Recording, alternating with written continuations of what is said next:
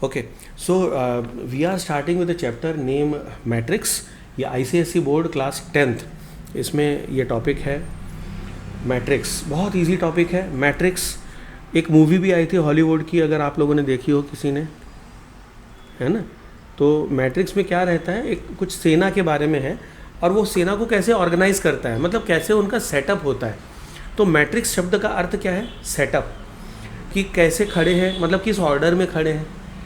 तो अब सेना है तो आप एक के ऊपर एक चढ़ा के तो नहीं खड़े करोगे.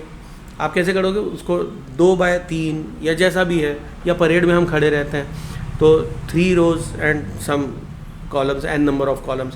तो इस टाइप से ये जो ऑर्डर होता है इसको कहते हैं मैट्रिक्स. तो ये कहानी समझ में आई पहले. अब किसी भी मैट्रिक्स को रिप्रेजेंट करना है तो ये थोड़ा सा जनरल नॉलेज भी हो जाएगा. बाकी बुक में जैसा दिया है मैट्रिक्स को हम ऐसे डब्बे में, बॉक्स ब्रैकेट में लिखा करते हैं, या मैट्रिक्स को बॉक्स ब्रैकेट के साथ साथ कभी कभी डबल कोट्स में भी लिख दिया जाता है. मतलब ऐसे, ये और ये, मतलब आपको एक पैरेंथेसिस बनानी है, kind of parenthesis, a kind of bracket, but it's actually not a bracket. दूसरा इंपॉर्टेंट बात इसमें समझने की है, इसके जो एलिमेंट्स लिखे जाते हैं उनके बीच में कोई कॉमा, प्लस, माइनस ये नहीं होता. इनके एलिमेंट्स बिल्कुल इंडिपेंडेंट होंगे. जैसे इसमें एक एलिमेंट है A, B, C, D, E और F. इनका आपस में कोई रिलेशन नहीं है. आप कहें सर A और B प्लस हो रहे हैं क्या, नहीं, ना प्लस हो रहे हैं ना माइनस हो रहे हैं, मल्टीप्लाई कुछ नहीं हो रहा है. बस they are arranged in that way. हमने कुछ नंबर्स लिख दिए हैं, बस इसको मैट्रिक्स कहते हैं. बात समझ में आ गई. अभी तो मैंने अल्फ़ाबेट लिखे जानबूझ के कि आप नंबर से कंफ्यूज ना हो. अब यहाँ नंबर्स मैं लिख सकता हूँ. अब अगर मैं एक मैट्रिक्स बना लूँ, मान लो मैं बनाता हूँ 2x2 का. अब 2x2 क्या है ये भी मैं बताऊँगा. इसको ऑर्डर ऑफ मैट्रिक्स कहते हैं. ये भी हमारे कोर्स में, आई विल जस्ट एक एक करके बताता हूँ. अगर मान लीजिए मैंने लिखा 2, -1, 5 एंड 6, तो ये भी एक मैट्रिक्स है. आई कुड हैव रिटन ऐसा भी, ये भी एक मैट्रिक्स हो सकता है. आपको अगर स्कूल में बॉक्स ब्रैकेट बताना सिखाया जाए तो वही बनाइए. प्लीज़ डोंट डू वो डबल लाइन वाले मत बनाइए, ठीक है. तो हम ये भी कर सकते हैं कि मैं लिख दूँ 1, 3 एंड -5, ठीक है. तो मैट्रिक्स मतलब केवल नंबरों को किसी एक फॉर्मेट में जमाना, रोज एंड कॉलम में, ठीक है. अब इसमें बात आती है कि रो और कॉलम, उसका ऑर्डर क्या है. ऑर्डर मतलब उसमें कितनी गिनती है, ऑर्डर ऑफ मैट्रिक्स, ये एक टाइटल. अब मैट्रिक्स समझ में आ गया क्या है. अच्छा, इसमें एक शब्द आता है आपके फॉर्म में, देखो मैट्रिक्स, MATRIX, मैट्रिक्स, ये एक वर्ड हुआ, मतलब ये एक. पर अगर मैं इन सबको एक साथ कंसिडर करूं, तीनों को, तो उसके लिए मैट्राइसिस, प्लूरल फॉर्म, उसको क्या कहेंगे, मैट्राइसिस, ठीक है, प्लूरल फॉर्म हो गया. फिर इसके अंदर जो जितने भी ये लिखे हुए वैल्यूज़ हैं इनको हम इस मैट्रिक्स के एलिमेंट्स कहते हैं, ठीक है. तो अगला शब्द क्या आ गया, एलिमेंट्स. तो एलिमेंट्स क्या है, elements are nothing but every entity of this और every entry of this matrix is called as element, ठीक है. जैसे ABC आपको स्क्रीन पर दिख रहा है, तो मैं कहूँगा ये पहला, दूसरा, तीसरा ऐसा मैट्रिक्स है, ऐसा एलिमेंट है. So these are element of any given matrix. अच्छा, अब सेकेंड वर्ड आता है ऑर्डर. इस पर आपको ऑब्जेक्टिव टाइप क्वेश्चन, MCQ आ सकता है. एक मैट्रिक्स दे देंगे, बोलेंगे इसका ऑर्डर क्या है, ठीक है. तो ऑर्डर हमेशा आपको याद रखना है. आपको ऑर्डर में रो इनटू कॉलम लिखना होता है. Always remember row by column, row by column, ठीक है. क्या लिखना है आपको, रो बाय कॉलम, और इसको हम स्मॉल ब्रैकेट में लिख देते हैं. अब इसको कहाँ लिखा जाता है, कभी कभी ब्रैकेट नहीं भी बनाते हैं, ठीक है. तो ऑर्डर क्या है, अब कितने रोज कितने कॉलम. तो अब सवाल ये उठता है कि रो किसे कहेंगे और कॉलम किसे कहेंगे. तो रो, हम लाइन में जो कुछ भी लिखते हैं वो सबको रो कहते हैं, ठीक है. तो ऐसी एक लाइन बनी है, मतलब ये फर्स्ट रो है, सेकेंड रो है, ठीक है. तो ये हो गई आपकी first row, this is your first row, this is your second row. जबकि इसमें कॉलम कितने हैं, कॉलम कितने हैं, ये एक कॉलम हुई जिसमें A और D आ जाएगा, this is first column, second column and third column. मैंने रोमन और नॉर्मल इसीलिए लिखा है कि आपको ये कंफ्यूज ना करे. तो नंबर ऑफ रोज मतलब नंबर ऑफ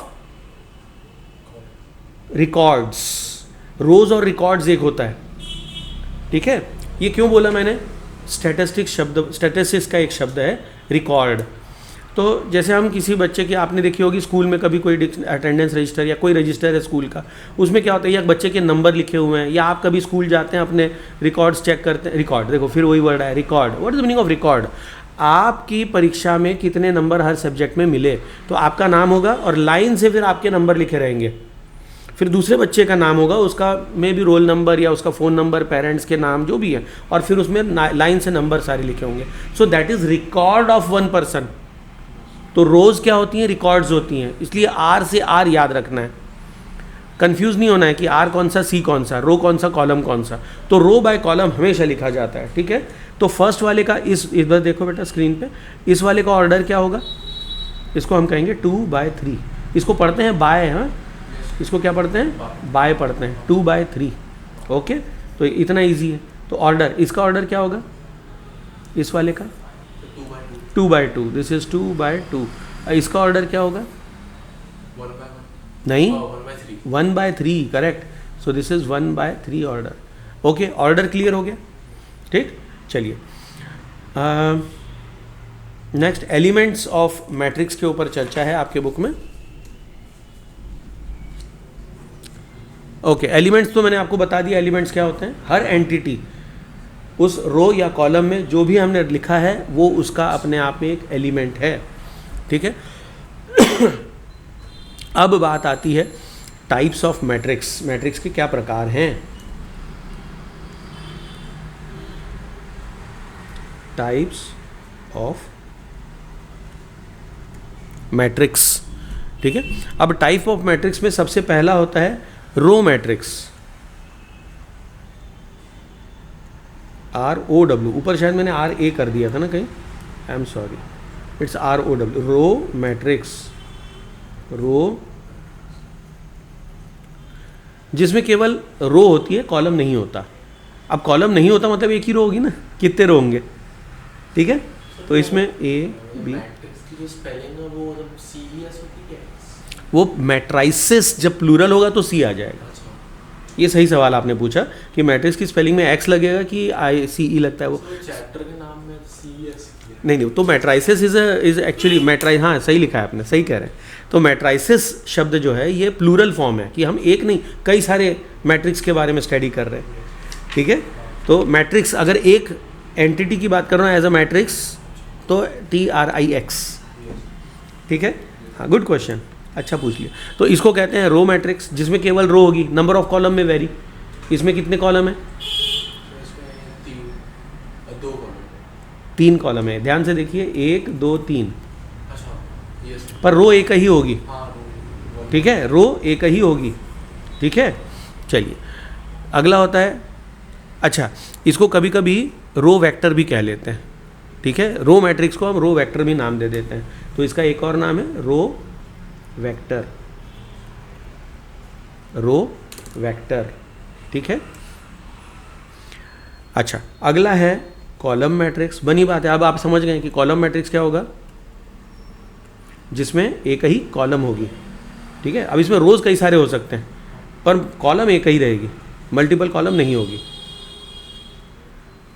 मल्टीपल कॉलम कोई मतलब किसी में मैट्रिक्स में नहीं होती, क्यों नहीं होती, होते हैं ना बेटा, ABCD मान लो मैंने लिख दिया, तो इसमें एक ही कॉलम है, मल्टीपल कॉलम हो सकती हैं, जैसे अभी हमने ऊपर जो लिखे थे उसमें मल्टीपल कॉलम्स थी, तो कॉलम एक से ज़्यादा हो सकती हैं। पर अगर एक कॉलम है तो उसका नाम क्या होगा, हम कहेंगे उसको it's a variety where we will call it as a column matrix. Row एक ही रहेगी, अरे नहीं, रो कितनी हो गई यहाँ, 1 2 3 4 रो हो गई ना, रो कुड भी मल्टीपल, रो ज़्यादा हो सकती है पर कॉलम एक ही रहेगा, अब समझो।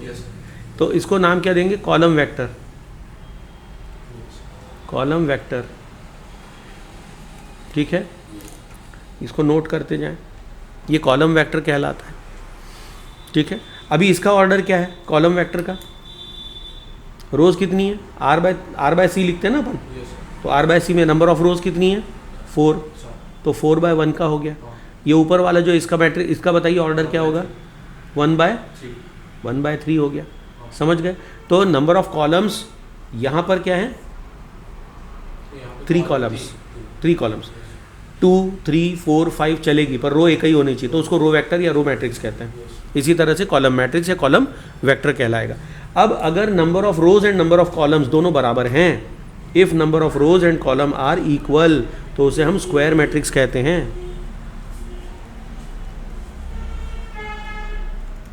स्क्वायर मैट्रिक्स कब होगा, जब उसका ऑर्डर क्या होगा, ए बाय ए। ए बाय ए शब्द का अर्थ है दोनों बराबर होगा। ए बाय ए बोला ना मैंने, तो अगर मैंने लिखा ए बी सी डी, तो इसको स्क्वायर मैट्रिक्स कहेंगे। ये हो गया 2 बाय 2, ये 2 बाय 2 एग्जाम्पल हो गया। मैं 3 बाय 3 का भी बना सकता हूँ। I can have 4 by 4, I can have 5 by 5 and so on. ठीक है, तो मैट्रिक्स बहुत बड़ी बड़ी भी होती हैं, लेकिन स्क्वायर मैट्रिक्स कब कहलाएगी, जब उसके नंबर ऑफ रोज और कॉलम दोनों बराबर होंगे। ठीक है, चलिए अगला आता है जिसको हम कहते हैं रेक्टेंगुलर मैट्रिक्स। अब रेक्टेंगल हम किसे कहते हैं बेटा, जिसमें हम बात करते हैं लेंथ एंड ब्रेड्थ, मतलब दोनों बराबर नहीं है, उसको स्क्वायर नहीं कहेंगे। स्क्वायर कब कहेंगे, जब दोनों बराबर है। तो इसका नाम हो गया अब रेक्टेंगुलर मैट्रिक्स या rectangle matrix. RECTGULAR, rectangular matrix.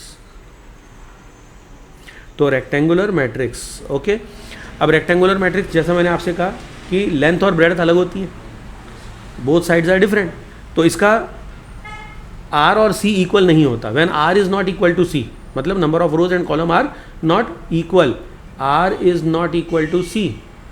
भाई R बाय C लिखना है अपने को, तो अगर मैंने लिख दिया column होगा और एक row, एक नहीं, 2 row। देखो अगर एक की बात करते हैं तो या तो एक रो होगी या एक कॉलम अगर आप कहते हैं, तो मैं उसको रेक्टेंगुलर नहीं कहूँगा। ठीक है, क्यों, अगर उसमें एक ही रो है तो उसको रो मैट्रिक्स कहेंगे, अगर एक ही कॉलम है तो उसको हम कॉलम मैट्रिक्स कहेंगे। बात को समझिए आप। ठीक है, तो एक तो नहीं चलेगा, वो कैटेगरी, हाँ, तो 2 के साथ फिर कुछ भी हो सकता है। तो अगर मान लो मैंने लिख दिया 1 2 3 एंड 4 5 6, ठीक है, इसमें क्या हो गया, 4 column, 3 column और 2 rows। हाँ, तो बट हमेशा R बाय C बोलना है, Yes। Row by column. तो ये 2 बाय 3 है and it is row matrix, it is rectangular matrix. ठीक है, अच्छा उल्टा भी हो सकता है, 1 2 5 7 -3 2 या 5 कुछ भी। ये क्या हो जाएगा, again R is not equal to C, तो ये क्या हो जाएगा 3 by 2 and this is also rectangular matrix. Clear हो गई, रेक्टेंगुलर मैट्रिक्स नाम क्लियर।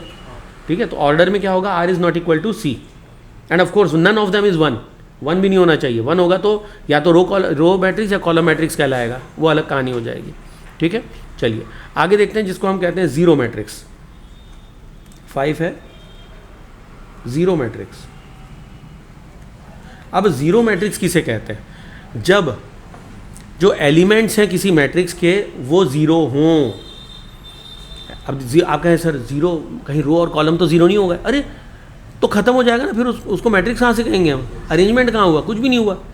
तो जब हम कहें कि भैया जीरो हैं, अब कैसे हो सकते हैं, इट कुड बी 0 0, आप इसको नहीं कहेंगे कि सर ये तो रो मैट्रिक्स है, no it's not row matrix because it have elements which is equal to 0।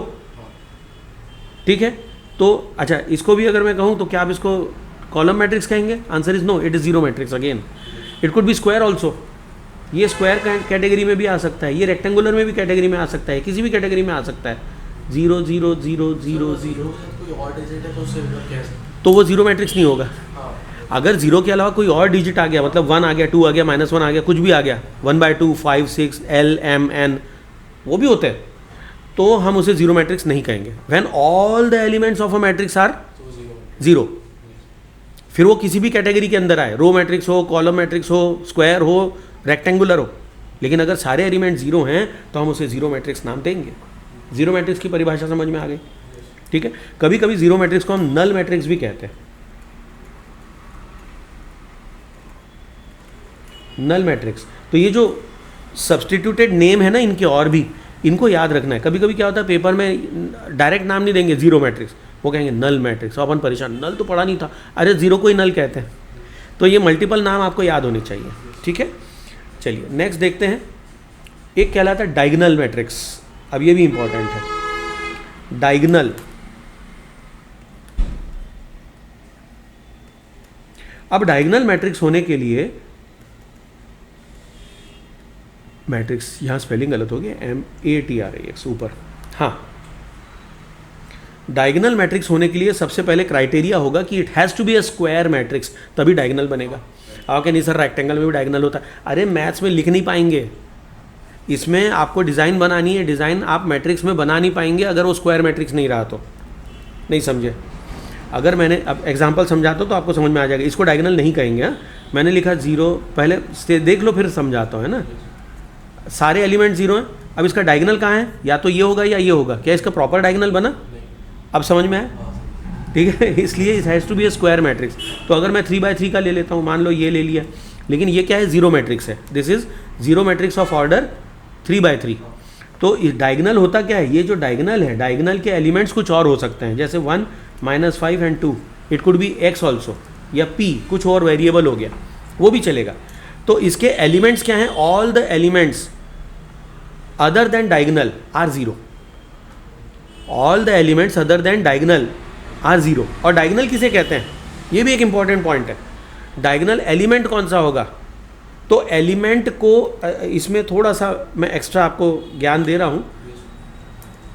Element कोई भी बताया जाता तो एलिमेंट का एड्रेस होता है। तो एलिमेंट को अगर मैं ए से डिनोट करता हूँ तो उसकी पोजीशन वो बताई जाती है ऐसे, r×c से, उसकी r×c, ठीक है। तो फर्स्ट एलिमेंट अगर मैं इसकी बात कर रहा हूँ तो इसका एड्रेस क्या होगा, इट वुड बी A11। अब यहाँ मैं क्रॉस नहीं लगाऊंगा, I will say A11।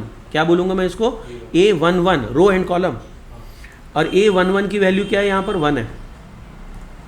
A12 की वैल्यू क्या है, यहाँ first row and second column is 0, ठीक है।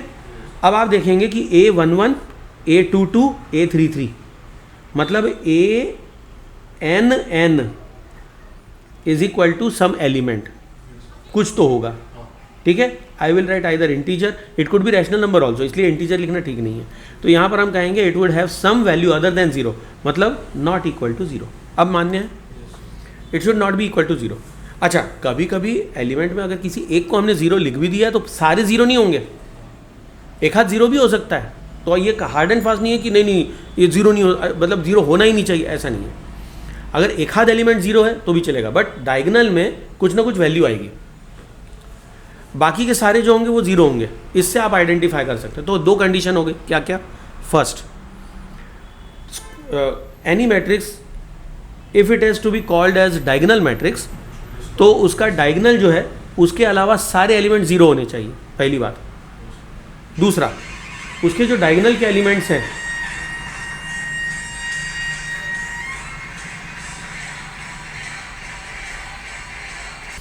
ओके, सो फ़ोन वोन आते रहते हैं, सॉरी फॉर इंटरप्शन। हाँ, तो अभी हमने क्या बात की, डायगोनल मैट्रिक्स की पहचान क्या है, डायगोनल एलिमेंट्स। अब डायगोनल एलिमेंट्स कौन से हैं, AII या AXX। कभी कभी टीचर लोग II शब्द का इस्तेमाल करते हैं, so even that is valid.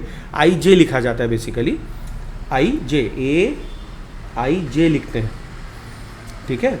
तो XX तो आपको याद करने के लिए ऐसे ही बता दिया, पर IJ एक जनरल ट्रेंड है, IJ when I is equal to J, ठीक है। एलिमेंट्स कैसे हैं, AIJ where I is equal to J, all the elements other than this address are 0, तो हम उसे डायगोनल मैट्रिक्स नाम देते हैं। डायगोनल मैट्रिक्स समझ में आ गई। अब अगर डायगोनल मैट्रिक्स में एलिमेंट्स आर 1 1 1 1 1 1, लो भैया कहानी देखो आप, हैं कि एक डायगोनल मैट्रिक्स है 0 0 0 0 0 0 0 0 0। मैं इसके डायगोनल को यहाँ से ये हटा दिया जी। 1 मिनट, हाँ 1 मिनट, आ जाइए अंदर आ जाइए। ओके, तो हम देख रहे थे कि डायगोनल मैट्रिक्स में अगर डायगोनल के एलिमेंट्स केवल और केवल 1 1 1 1 है, 1 1 1, ठीक है। स्क्वायर मैट्रिक्स होना जरूरी है, डायगोनल वो तो क्राइटेरिया है ही। तो इसे हम कहेंगे आइडेंटिटी या यूनिट मैट्रिक्स, यूनिट या आइडेंटिटी, आइडेंटिटी मैट्रिक्स। अब इसको आइडेंटिटी क्यों कहते हैं, इस पर हम चर्चा करेंगे अगले वीडियो में, ठीक है। तो आज इस वीडियो में हम विराम लेते हैं। वंदे मातरम, जय हिंद। अच्छा, इसके पहले वंदे मातरम के पहले, तो आज यहाँ पर हम विराम लेते हैं। अगर कोई भी डाउट है तो आप कमेंट सेक्शन में इसको मेंशन करिए, आपके डाउट्स क्लियर किए जाएंगे। So that is all with today's video. Thank you students. Take care. Vande Mataram. Jai Hind. Jai Siya Ram. And take very good care of yourself and all the best for your finals. चलिए.